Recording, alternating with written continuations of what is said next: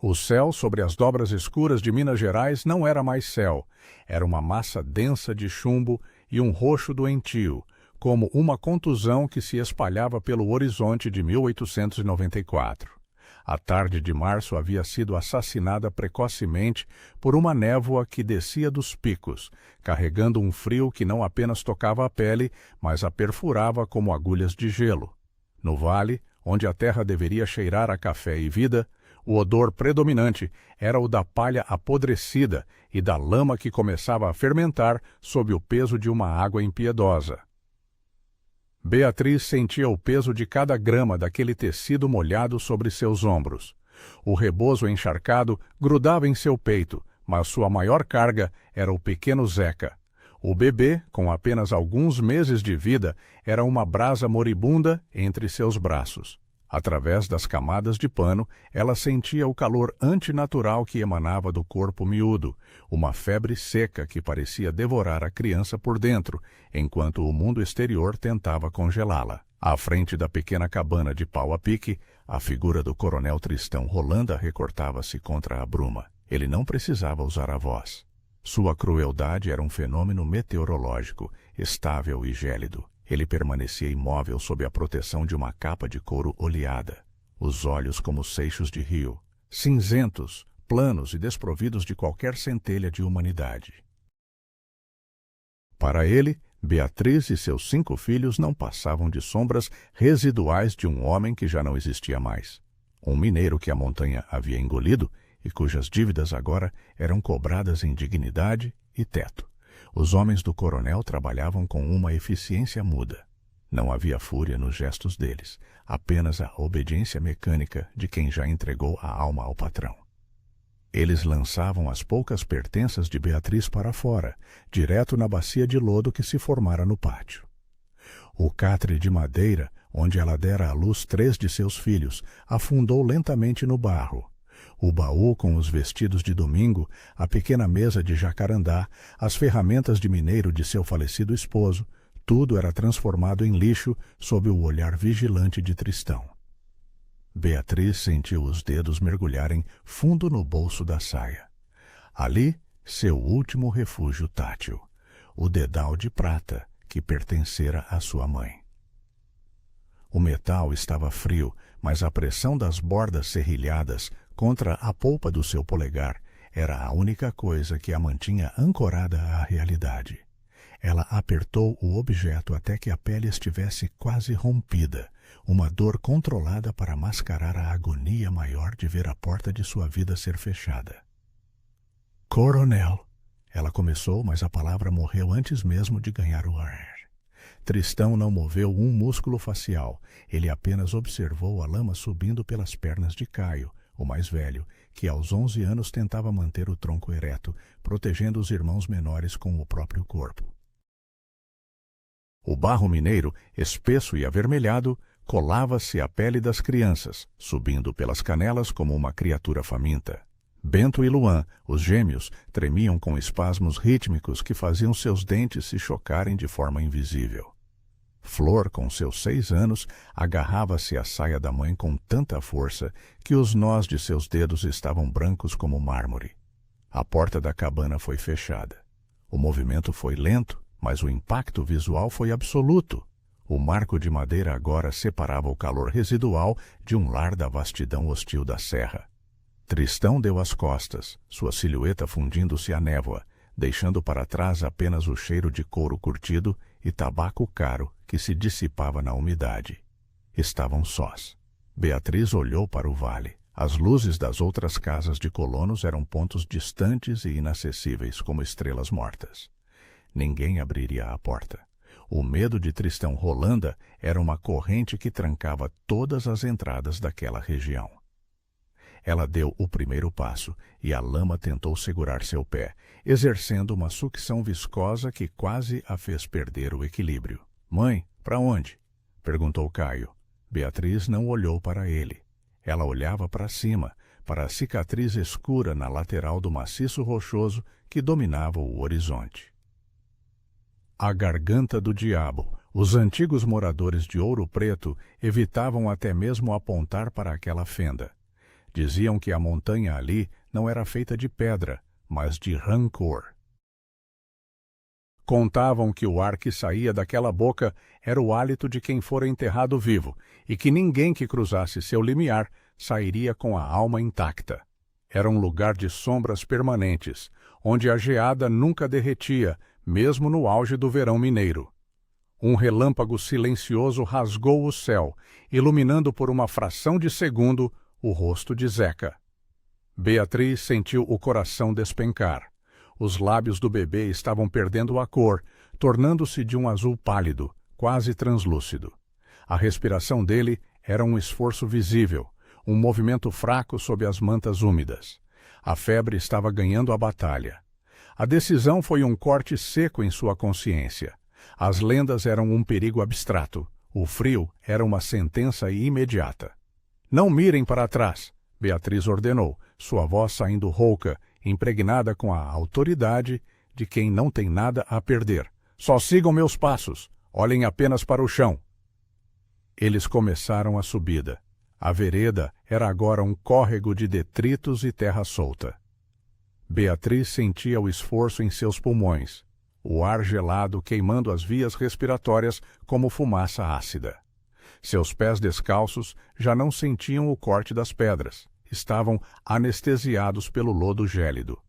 Cada passo era uma negociação com a gravidade. Flor chorava em silêncio, as lágrimas lavando o barro de suas bochechas em sulcos claros, mas Beatriz não parou para consolar, não havia tempo para carinho. A vegetação ao redor da entrada da caverna era diferente.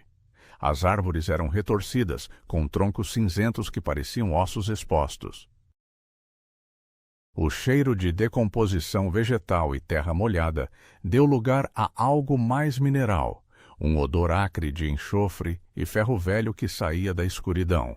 A garganta do diabo abriu-se diante deles. Era uma fenda vertical, imensa e opressiva. O ar que emanava de lá era imóvel, contrastando com o vento chicoteante do exterior. Era um ar que cheirava a séculos de isolamento, a pedra que nunca viu o sol e a umidade presa que parecia ter a consistência de veludo molhado. As crianças hesitaram no limiar. O negrume lá dentro era absoluto, uma massa física que parecia resistir à entrada deles. Beatriz sentiu um arrepio subir por sua espinha, um aviso ancestral que gritava para que ela fugisse de volta para a tormenta. Mas então, Zeca soltou um gemido pequeno, quase inaudível, um fio de som que indicava que a vida estava se esvaindo. Ela apertou o bebê contra o peito, sentindo a vibração fraca do coração dele. O dedal de prata no seu bolso parecia pulsar.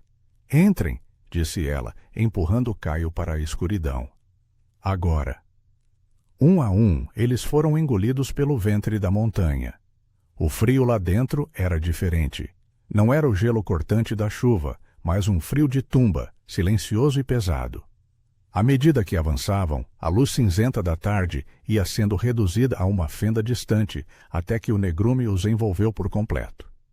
Beatriz tateou a parede de pedra. Estava viscosa, coberta por um musgo que parecia pele fria. Ali, abrigados por toneladas de rocha, o som da tempestade tornou-se apenas uma memória vibratória na sola de seus pés. O silêncio da caverna era tão denso que Beatriz podia ouvir a própria circulação sanguínea em seus ouvidos. Mas sob o silêncio havia algo mais. Uma vibração profunda, um tremor rítmico que não vinha do céu, mas das entranhas do solo.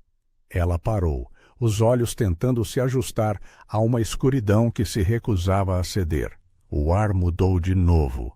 Agora cheirava a vinagre e metal oxidado. Beatriz soube, com um pavor que gelou o que restava de seu sangue, que eles não estavam sozinhos naquele refúgio. A montanha não estava apenas respirando, ela estava guardando algo que o tempo havia tentado, sem sucesso, apagar. A escuridão dentro da garganta do diabo não era apenas a ausência de luz, era uma substância. Beatriz sentia-a contra a pele do rosto, como se estivesse mergulhando em um poço de fuligem invisível que tinha peso e densidade. O ar ali dentro era estagnado, uma camada espessa de oxigênio velho que parecia ter sido esquecida pelo mundo exterior há séculos. Cada respiração de seus filhos era um esforço visível na penumbra, uma luta para extrair vida daquele vácuo mineral. Tateando a parede de pedra, Beatriz sentiu a textura da rocha mudando sob suas pontas de dedos calejadas. O que antes era pedra bruta e úmida tornou-se subitamente uma superfície trabalhada, com sulcos que sugeriam o uso de picaretas. Ela parou.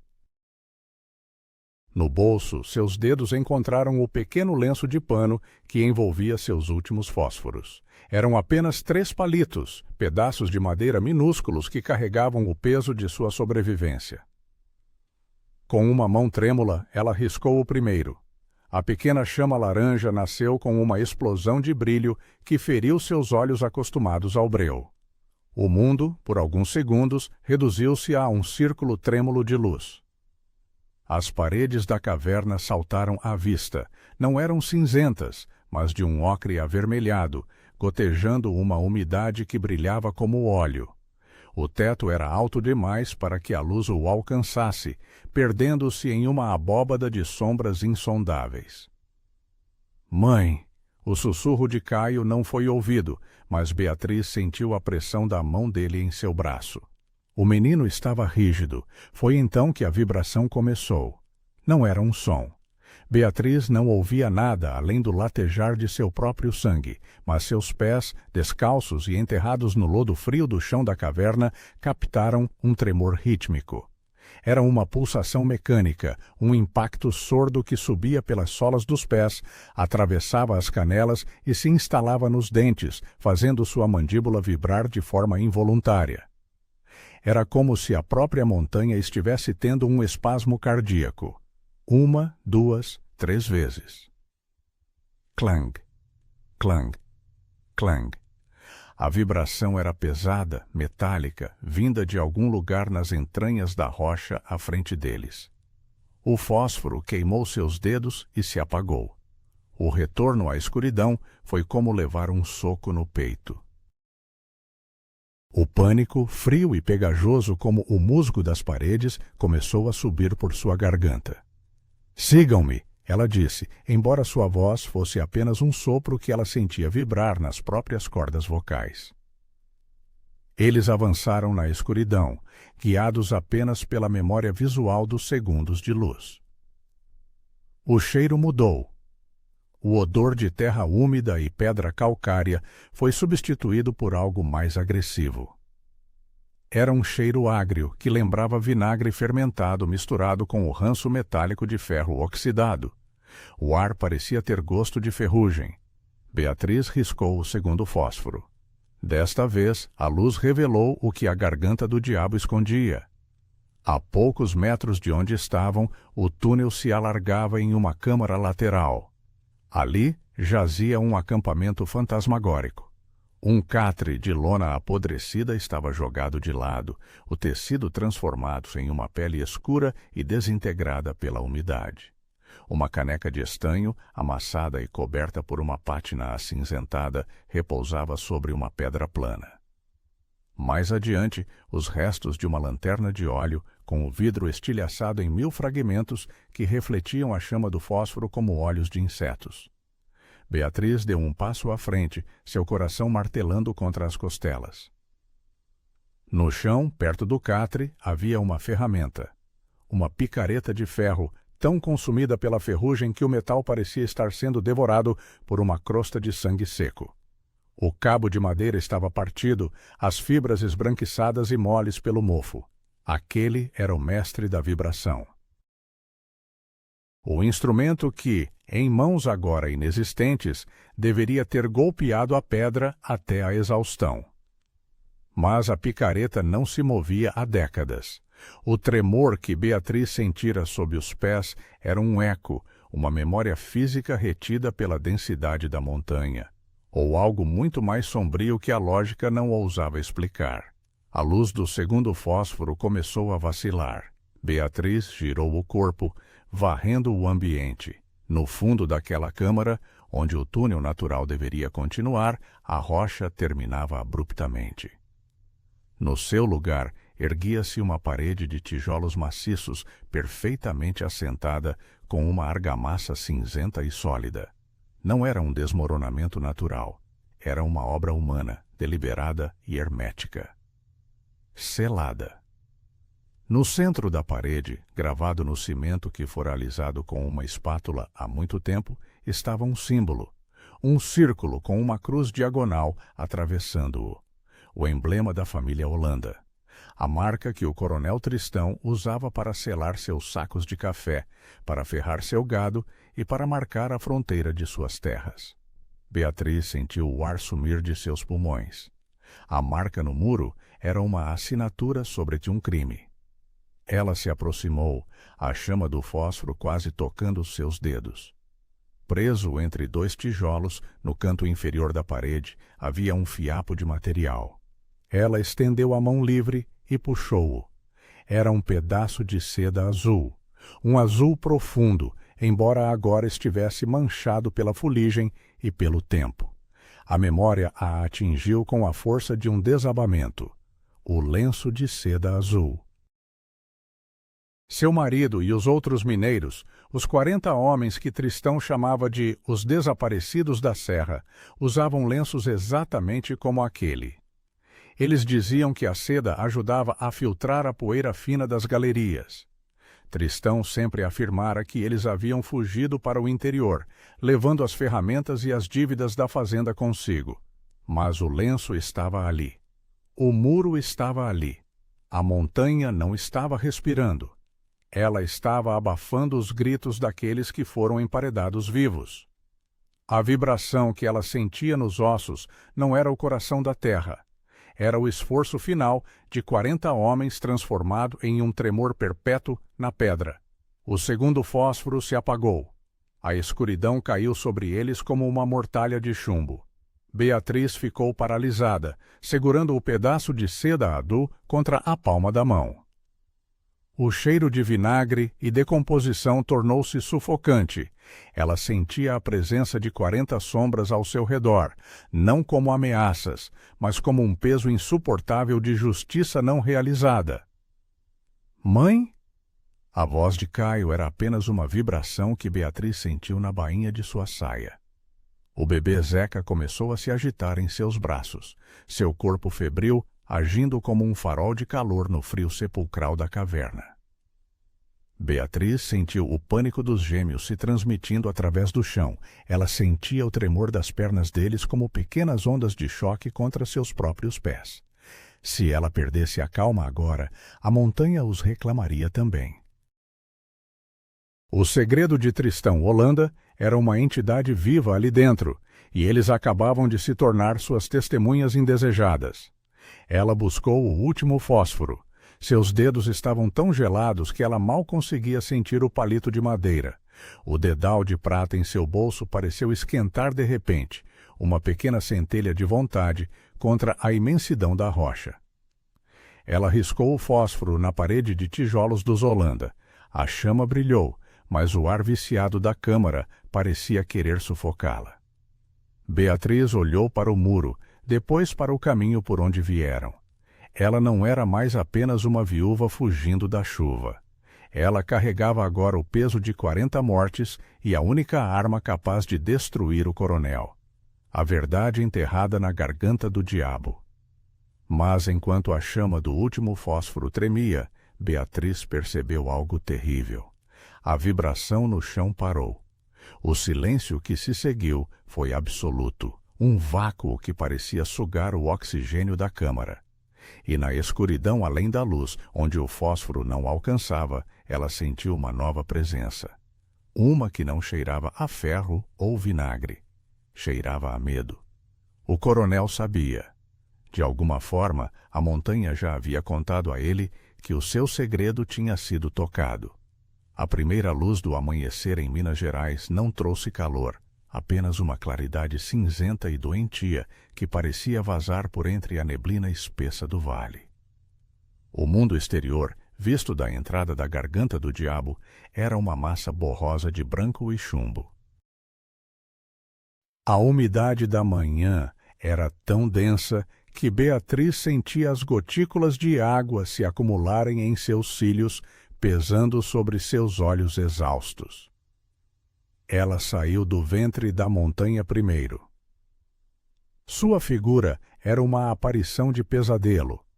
As roupas, outrora humildes, agora eram farrapos fundidos à pele pela lama avermelhada. O cabelo, desgrenhado e úmido, emoldurava um rosto onde a fadiga havia cavado sulcos profundos.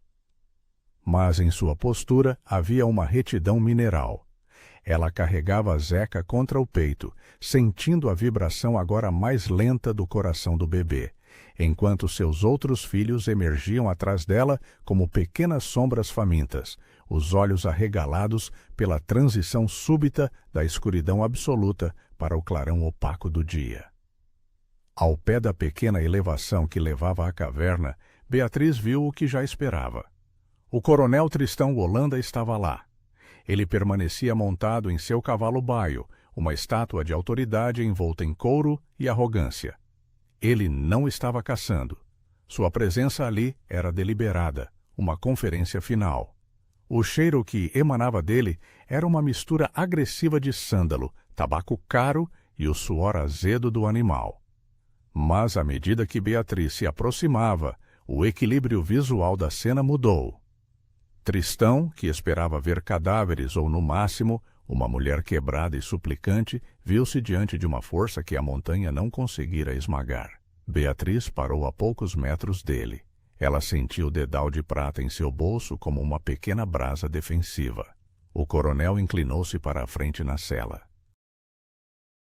Seus olhos, antes duas fendas de desprezo, dilataram-se de forma anormal. Beatriz observou as pupilas dele se expandirem até quase engolirem a íris clara, um sinal biológico de pânico que nenhum título de coronel poderia ocultar. As mãos dele, cobertas por luvas de pelica, começaram a tremer sobre o pomo da cela. Não era um tremor sutil, era uma vibração que fazia as rédeas de couro ondularem ritmicamente. Beatriz não precisou gritar. Ela simplesmente estendeu a mão livre para o lado, onde Caio estava parado.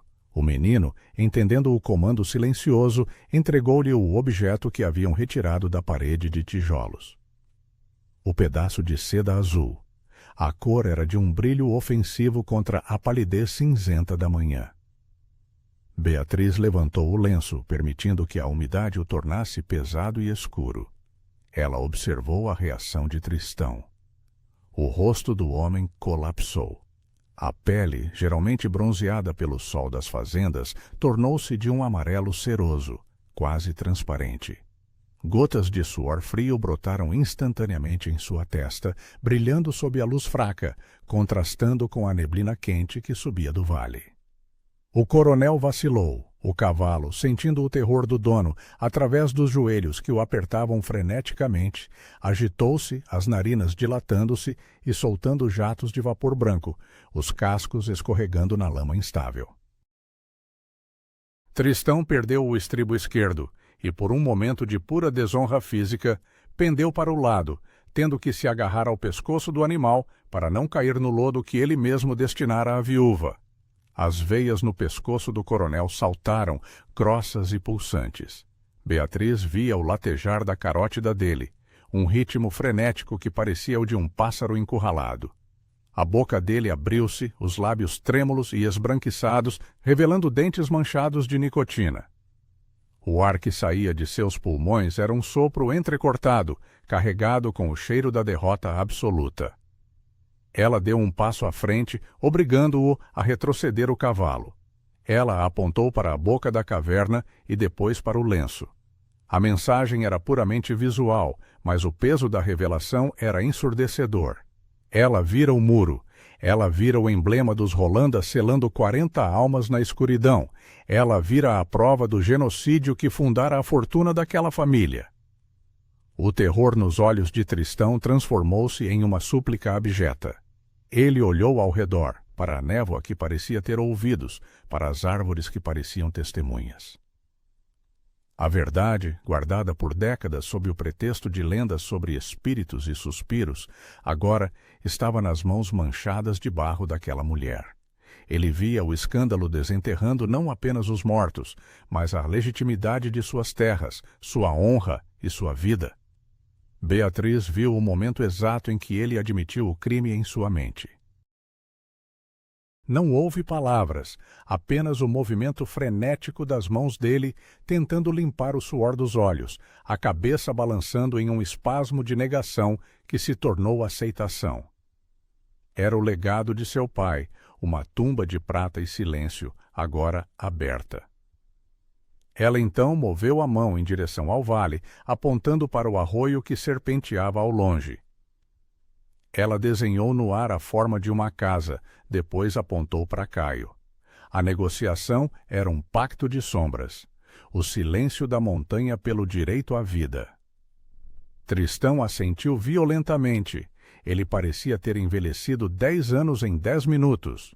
O homem que chegara como um deus de couro estava agora curvado, os ombros caídos, a dignidade escorrendo junto com a lama de suas botas caras. Ele tateou dentro de sua capa e retirou um pequeno caderno de anotações e um lápis de grafite. Com mãos que pareciam pertencer à mão doente, ele traçou marcas no papel, uma promessa, um título, uma ordem para o tabelião de ouro preto. Ele entregou o papel a Beatriz. A ponta dos dedos dele tocou a pele fria da viúva, e ele recuou como se tivesse sido queimado por ferro em brasa. O cheiro de medo que emanava dele era metálico e pungente, superando o odor do sândalo. Beatriz pegou o papel e o guardou no forro de sua saia, junto ao dedal de prata. Ela não fez nenhum gesto de gratidão. Não houve alívio em sua expressão, apenas a confirmação de uma transação necessária. Ela não queria a amizade do assassino, ela queria o preço do silêncio de 40 homens. Ela virou as costas para o coronel. O movimento foi lento e deliberado, um gesto de desdém final. Ela começou a descer a ladeira, liderando seus filhos para longe daquela cicatriz na rocha. Ela sentia o olhar de Tristão cravado em suas costas, um olhar carregado de um ódio impotente e de um pavor religioso. A neblina começou a se dissipar, revelando o caminho que levava à casa velha junto ao arroio. O solo sob os pés de Beatriz parecia diferente agora. Não era mais a terra que a expulsara, mas a fundação de um novo domínio. Ela sentia a vibração da montanha diminuindo à medida que se afastava, como se as 40 sombras tivessem finalmente encontrado uma voz através de sua sobrevivência. Tristão permaneceu imóvel no alto da colina, uma figura diminuída e patética contra a majestade fria de Minas Gerais. Ele era agora o prisioneiro do segredo que tentara proteger. Beatriz, em seus trapos e coberta de lama, caminhava em direção ao sol que finalmente começava a romper as nuvens, carregando em seus braços a vida que a morte não pudera reivindicar. A garganta do diabo ficava para trás, selada não mais por tijolos, mas pelo destino de uma mulher que ousara respirar o ar dos mortos para manter os vivos em pé. O ano de 1899 chegou ao Vale das Sombras não com a promessa de um novo século, mas com o hálito de um forno aberto. Minas Gerais, outrora um labirinto de névoas e arroios caudalosos, transformara-se em um deserto de minério e poeira. A terra, que Beatriz agora possuía por direito de silêncio, estava aberta em fendas profundas, uma malha de cicatrizes que parecia mimetizar a pele seca de suas próprias mãos. O sol era uma moeda de cobre incandescente, pregada em um céu de um azul tão pálido que parecia desbotado pela febre do mundo. 5 anos haviam se passado desde a noite na garganta do diabo. Caio era agora um jovem de 16 anos, com ombros largos e olhos que carregavam uma gravidade prematura. Zeca, o bebê que quase se perdera para o frio, era uma criança de 5 anos, mas o silvido em seu peito nunca o abandonara totalmente, um lembrete físico daquela primeira noite. Eles viviam na tapera junto ao arroio, uma construção de adobe que Beatriz mantinha com uma disciplina quase religiosa. No entanto, o arroio que dera nome à sua salvação agora era apenas uma serpente de pedras brancas e lodo seco, onde o cheiro de peixe morto e vegetação apodrecida subia como um vapor invisível. A isolação da família era absoluta. Beatriz sentia a pressão dos olhares quando precisava atravessar o vale. Os vizinhos, colonos cujas colheitas definhavam e cujos poços haviam se tornado buracos de pó, observavam-na de longe. Eles viam que os filhos de Beatriz, embora magros, não tinham os olhos encovados pela inanição final. Viam a fumaça constante saindo da chaminé da tapera. Os rumores eram como a poeira, entravam em todos os lugares. Chamavam-na de a bruxa da garganta, sussurrando que ela vendera a alma aos antigos habitantes da montanha em troca de favores ocultos. O medo que antes era exclusivo do coronel Tristão agora se estendera a toda a comunidade, tornando Beatriz uma pária em sua própria terra. Ela guardava o segredo como uma tumba viva dentro de si. A cada movimento, sentia o toque do papel de propriedade cozido em sua saia, um lembrete tátil de que sua liberdade fora erguida sobre os ossos de 40 homens. Mas a seca não respeitava pactos de silêncio. Naquela tarde, a sensação de secura era uma agressão física. Beatriz sentia a própria língua como um pedaço de lixa contra o paladar. A saliva desaparecera, deixando apenas um gosto amargo de poeira metálica. Zeca estava deitado no catre, os lábios rachados e sangrentos, a pele tão quente que Beatriz temia que ele estivesse entrando em combustão interna. Caio olhava para a mãe, a sede brilhando em seus olhos como uma luz desesperada. Não havia mais escolha. O pacto de nunca mais voltar àquele lugar teria que ser quebrado pela urgência da carne. Ela esperou que a luz do sol perdesse sua força letal, transformando-se no brilho arroxeado do crepúsculo. Tomou 2 cântaros de barro, sentindo a rugosidade da cerâmica contra as palmas das mãos. O peso vazio dos recipientes era um escárnio ao seu esforço.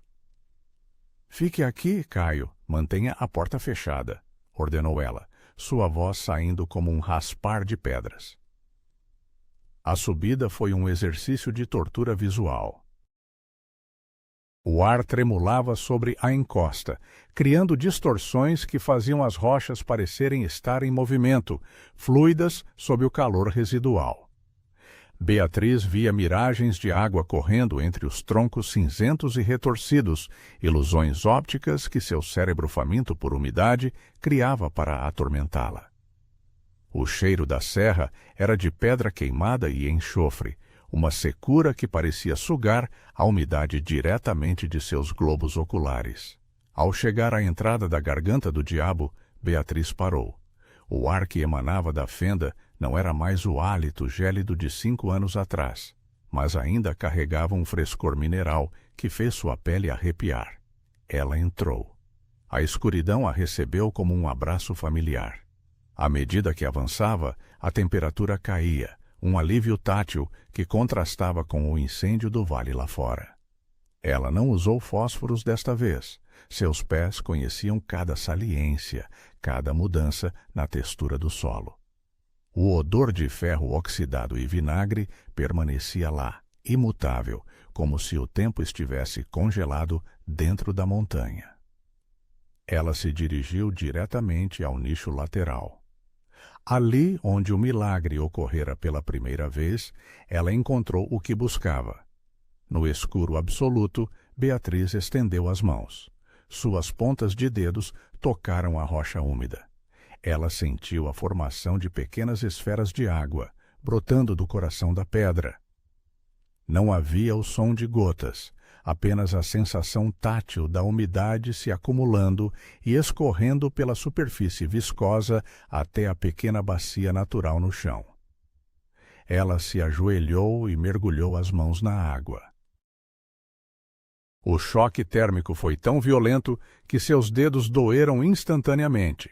Era uma água filtrada por toneladas de rocha e 40 sombras, uma pureza cruel que parecia carregar o peso da montanha. Beatriz levou as mãos em concha aos lábios. O gosto era indescritível. Era frio como o gelo, mas carregava um retrogosto metálico e denso, como se ela estivesse bebendo a essência do ferro e da história. Aquela água não vinha das nuvens, vinha de um lugar onde o sol nunca chegara, um recurso que a morte preservara para ela. Enquanto enchia o primeiro cântaro, Beatriz riscou um fósforo para verificar o nível do líquido. A luz brilhou intensamente na pequena cavidade úmida. Foi então que ela viu, na parede logo acima da fonte, algo que passara despercebido em sua primeira visita. Gravadas na rocha com algo afiado, talvez a ponta de um prego ou uma faca desgastada, havia marcas. 5 linhas verticais, riscadas uma a uma, e uma linha diagonal atravessando-as. Uma contagem. Abaixo, uma pequena cruz tosca. Beatriz sentiu uma pressão súbita no peito. Alguém estivera ali. Alguém, em seus momentos finais, contara os dias de sua própria extinção enquanto bebia daquela mesma fonte. O homem do catre, o dono da picareta oxidada. Ele estivera a centímetros da salvação, marcando sua agonia na pedra que agora sustentava a vida dos filhos de Beatriz. A imagem daquelas linhas ficou gravada em sua mente como um ferro em brasa. Ela terminou de encher os cântaros, sentindo o peso da água como uma responsabilidade esmagadora. Ao sair da caverna, carregando a vida em seus ombros, ela olhou para o vale.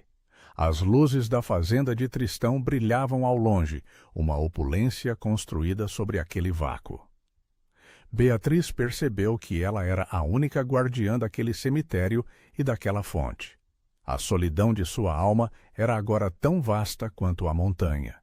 Ela caminhava entre 2 mundos, o mundo dos vivos, que a odiava e a temia, e o mundo dos mortos, que a alimentava e a protegia. A descida foi lenta, o solo sob seus pés vibrava com um tremor quase imperceptível, uma ressonância que ela não conseguia mais ignorar. Ela sentia a presença das 40 sombras seguindo-a através da neblina de calor, como se estivessem garantindo que a água chegasse ao destino. Zeca beberia. Caio beberia. Eles sobreviveriam, mas Beatriz sabia que o preço seria o eterno silêncio de quem carrega uma tumba no lugar do coração. A secura em sua boca fora saciada, mas o frio daquela água infiltrara-se em seus ossos para nunca mais sair. Ela era agora parte da garganta do diabo, uma extensão viva da pedra e do crime que nela habitava. O sol de Minas Gerais havia se tornado uma ferida aberta no céu, uma chaga de fogo que drenava toda a vitalidade do Vale das Sombras. O ar saturado de poeira e calor residual tremeluzia sobre a terra nua, criando uma ilusão de que as montanhas estavam se dissolvendo em uma névoa de âmbar e enxofre. Dentro da tapera, junto ao arroio, Beatriz sentia a vibração rítmica do calor nas paredes de adobe.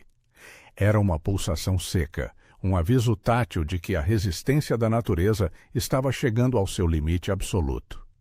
Ela estava sentada junto ao fogão de pedra, observando a última brasa de lenha de angico se extinguir. A sensação de sede era agora uma presença constante, um gosto de cinzas e metal que se instalara em sua garganta. Mas Beatriz não olhava para a seca. Seus olhos estavam fixos na pequena caneca de estanho que encontrara no nicho da caverna poucos dias antes.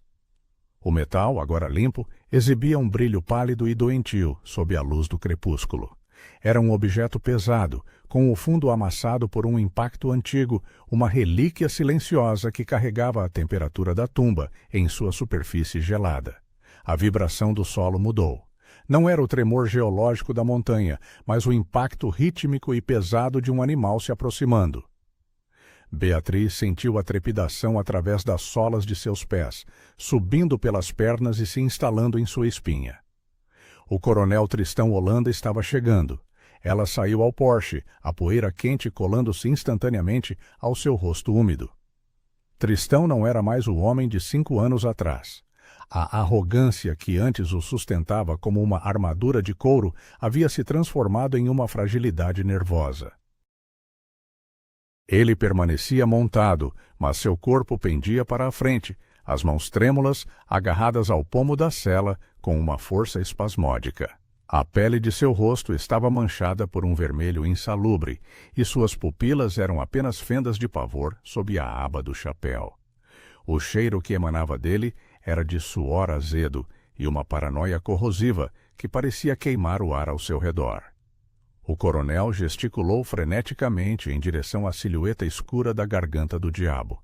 Sua boca se abriu, os lábios ressecados e brancos movendo-se em um ritmo desesperado, mas Beatriz não precisava ler as intenções através do som. Ela via a acusação em seus dedos trêmulos, a pergunta silenciosa que o torturava. Por que você volta para lá? O que você está desenterrando? Ele via nela não uma viúva, mas um espectro vingativo que se alimentava de seu crime.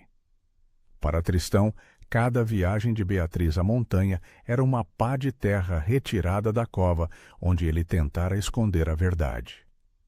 O medo de que ela estivesse coletando provas, de que o muro de tijolos não fosse mais suficiente para abafar o passado, havia transformado sua fortuna em uma jaula de ouro e silêncio. Beatriz não moveu um músculo. Ela entrou na penumbra da tapera e voltou segurando a caneca de estanho. Ela a levantou lentamente, permitindo que o brilho cinzento do metal atingisse os olhos do coronel. O impacto visual foi devastador. Tristão reconheceu o objeto. Era a caneca de um de seus mineiros, um homem cujos ossos agora eram parte da fundação de sua hacienda. A visão daquele fragmento físico, trazido do ventre da terra pela água que se recusava a ser selada, foi o golpe final em sua sanidade. O rosto do coronel colapsou. A cor sumiu de suas bochechas, deixando uma palidez de cera. Ele viu na mão de Beatriz não um utensílio, mas o dedo acusador de 40 homens. Ele desceu do cavalo de forma desajeitada, seus pés afundando no lodo seco do arroio. Seus joelhos cederam, e ele se viu de joelhos diante da mulher que outrora lançara ao barro. Ele não disse uma palavra, mas gesticulou para o vale, para seus graneros, para as terras que se estendiam além do horizonte. A rendição era absoluta. Ele oferecia tudo: abundância, segurança, tributos perpétuos, contanto que ela nunca mais cruzasse o limiar da garganta do diabo. Ele queria comprar o direito de esquecer, mesmo sabendo que o estanho em sua mão provava que o esquecimento era uma mercadoria que ele nunca mais poderia possuir. Beatriz observou a derrota do homem de couro. Ela sentiu o peso dos 40 mortos em seus próprios ombros, mas sentiu também o calor da vida que Diego e Caio ainda carregavam. A justiça naquele mundo de 1899 não viria de tribunais ou padres. Ela viria na forma de sacos de milho e barris de água pura vindos do poço da hacienda. O silêncio agora tinha um preço novo, e ela seria a coletora dessa dívida até o fim de seus dias. Ela assentiu com uma rigidez mineral. Tristão subiu no cavalo com o esforço de um ancião moribundo e partiu, sua silhueta diminuída, sendo engolida pela névoa roxa da noite. Os anos que se seguiram foram de uma transformação silenciosa. A seca finalmente se rompeu sob o peso de uma tempestade que lavou as cicatrizes do vale. Mas o tributo dos Rolanda nunca cessou. Mensalmente, carretas carregadas de provisões paravam na tapera de Beatriz, um ritual de expiação que Tristão mantinha com uma precisão cirúrgica. Ele se tornara um prisioneiro em sua própria casa principal, recusando-se a olhar para as colinas, sentindo o suspiro da montanha em cada rajada de vento que batia em suas janelas. Ele morreu anos depois, consumido por uma febre de medo, sem nunca ter tido a coragem de tocar na pedra da garganta do diabo novamente. Caio tornou-se o dono legal da terra, um homem de poucas palavras e mãos fortes que transformou os 4 hectares em um jardim de resistência. Diego cresceu com o peito marcado por aquele silvido antigo, mas seus olhos eram claros e calmos, desprovidos do pânico que assombrava os outros jovens do vale. Eles floresceram no isolamento, uma família de guardiões que conhecia o segredo que sustentava o teto sobre suas cabeças. Beatriz envelheceu na casa junto ao arroio. Seu silêncio tornou-se tão profundo quanto as camadas de calcário da serra. Ela nunca mais retornou à caverna. Não havia necessidade. O poder daquela tumba agora residia em sua alma, uma força silenciosa que garantia a paz de seus filhos. Cerca de 1 ano após o confronto final com Tristão, algo extraordinário apareceu na tapera. Na parede de adobe atrás do fogão de pedra, em uma parte que nunca fora tocada por ferramentas ou umidade, uma marca começou a emergir. Não era uma rachadura, mas uma protuberância natural do barro e da cal. Com o tempo, a forma se solidificou em uma rosa perfeita em alto relevo, como se a própria estrutura da casa estivesse florescendo de dentro para fora. Beatriz passava os dedos sobre a pétala de pedra todas as noites. O material era morno ao toque, retendo o calor do fogo muito depois de as cinzas estarem frias. Para ela, não era um mistério, era a assinatura da justiça silenciosa. A rosa de pedra era o monumento aos 40 homens, um sinal de que o esforço desesperado de um único mineiro, o homem da caneca e da picareta, não havia sido em vão. Hoje, a casa permanece em pé, uma sentinela de adobe escondida no recodo do arroio. O vale de San Gibran ainda guarda a lenda da Boca do Suspiro, e os viajantes ainda sentem um arrepio na espinha quando o vento sopra das colinas. Mas Beatriz, em seu descanso final sob a sombra das árvores que ela mesma plantou, encontrou a única verdade que importa, que a vida dos filhos pode ser resgatada da escuridão mais absoluta, se houver uma mãe disposta a carregar o peso de uma montanha em seu coração. O crepúsculo cai sobre o vale. Na tapera, o fogo brilha suavemente, projetando a sombra da rosa de pedra contra o teto. Caio entra, carregando a última colheita do dia. O peso dos cestos de milho dourado é uma sensação tátil de vitória, uma gravidade boa que ancora a família à terra que agora é verdadeiramente sua. O cheiro de pão fresco e café se mistura ao aroma de terra molhada após a chuva. Beatriz sorri, sentindo o calor do fogo em suas mãos cansadas. Ela sabe que enquanto a chama queimar e a rosa de pedra vigiar, o segredo da montanha permanecerá enterrado, e a vida que ela comprou com o silêncio continuará a brotar, forte e eterna, como a própria pedra de Minas.